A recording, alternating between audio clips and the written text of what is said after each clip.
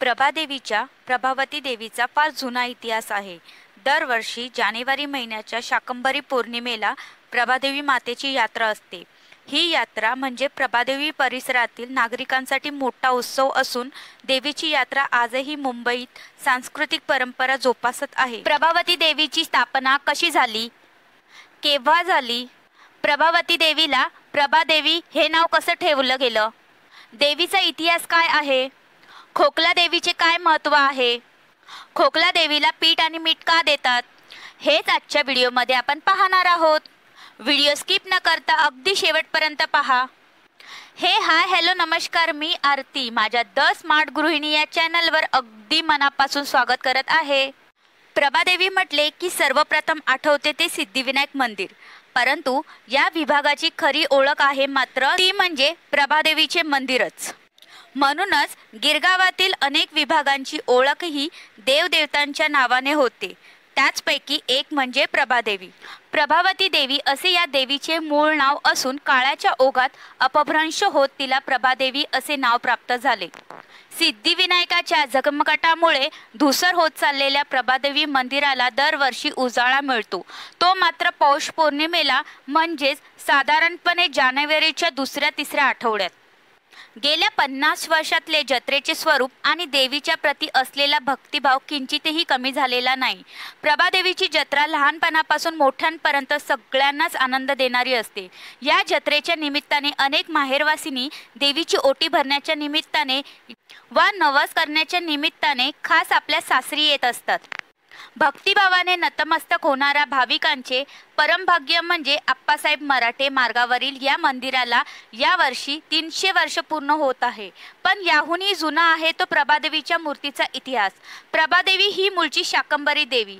सध्या मंदिरात असलेली शाकंभरीची मूर्ती 12व्या शतकातील असल्याचे सांगण्यात येते। याचा इतिहास उपलब्ध नसला तरी आख्यायिका अशी आहे की शिलाहारानंतर देवगिरीचे यादव मुंबईत बेटावर आले होते।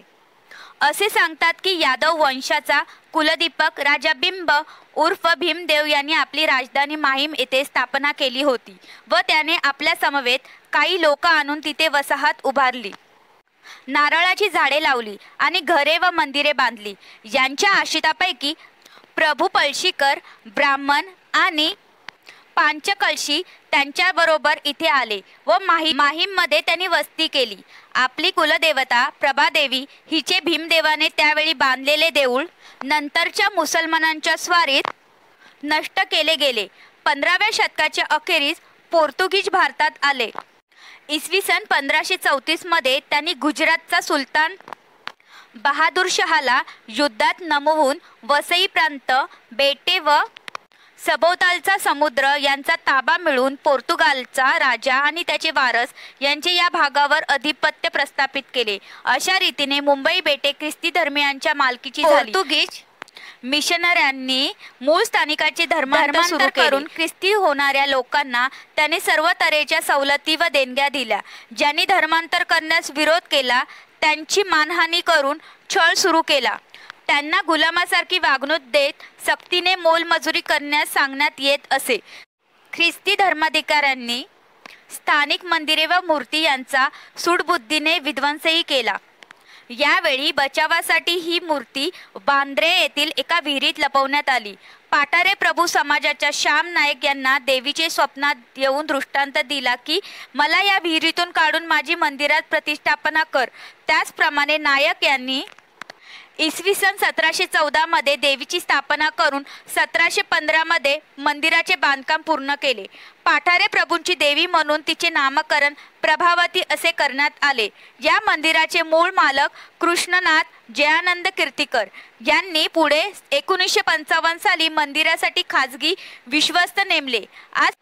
आज प्रभादेवी व लक्ष्मीनारायण यांच्या मूर्तीबरोबरच शीतलादेवी, मारुती, शंकर, पार्वती, गणपती, खोकला देवी यांच्या मूर्ती सुद्धा आहेत। मध्यभागी प्रभादेवी, तिच्या उजव्या बाजूला चंडिका देवी व डाव्या बाजूला कालिका देवी आहेत।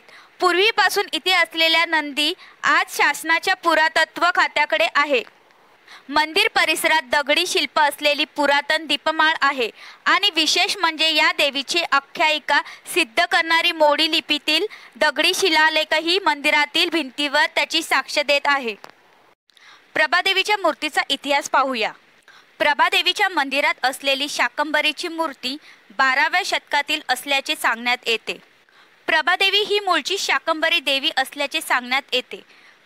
15व्या शतकाच्या अखेरीस जेव्हा पोर्तुगीज भारतात आले तेव्हा त्यांनी मुंबईतील अनेक भागांवर आपले अधिपत्य स्थापित केले होते. पोर्तुगीजांनी स्थानिकांचे धर्मांतर करण्यास सुरुवात केली. मंदिरे लुटून त्यांचा विध्वंसही केला. त्यावेळी या मंदिरातील मूर्ती वांद्रे येथील एका विहिरीत लपवण्यात आली.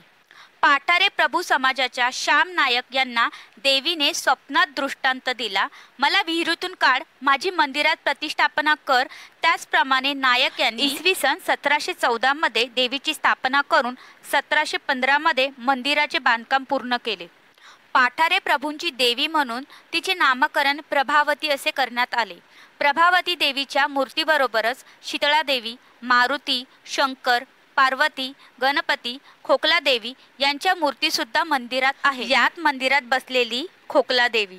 खोकला बरा होण्यासाठी देवीला दिले जाते पीठ आणि मीठ. मंदिरात असलेल्या खोकला देवीबाबतही एक आख्यायिका सांगितली जाते. या देवीची पीठ मिठाने ओटी भरण्यात खोकला बरा होतो असं भक्त सांगतात. देवीची ओटी भरल्यास जुन्यातील जुना खोकला बरा होतो. खोकला देवीचे पीठ मिठाने ओटी भरल्यास खोकला बरा होतो असा भक्तांचा अनुभव आहे.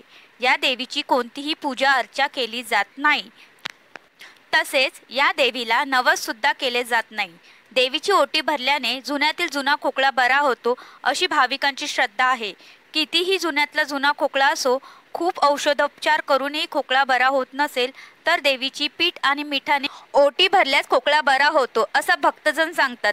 अनेक नवीन आलेल्या भाविकांना या देवीबद्दल ऐकूनच आश्चर्य व्यक्त करतात. मात्र भाविक यांना याबाबत अनुभव सांगतात. व्हिडिओ आवडल्यास लाईक करा आणि अशा बऱ्याच माहितीसाठी द स्मार्ट गृहिणी वर्ल्ड या चॅनलला लाईक करा, चॅनलला सबस्क्राईब करा आणि नोटिफिकेशनसाठी बेल आयकॉनवर क्लिक करा आणि व्हिडिओ शेअर करा. धन्यवाद.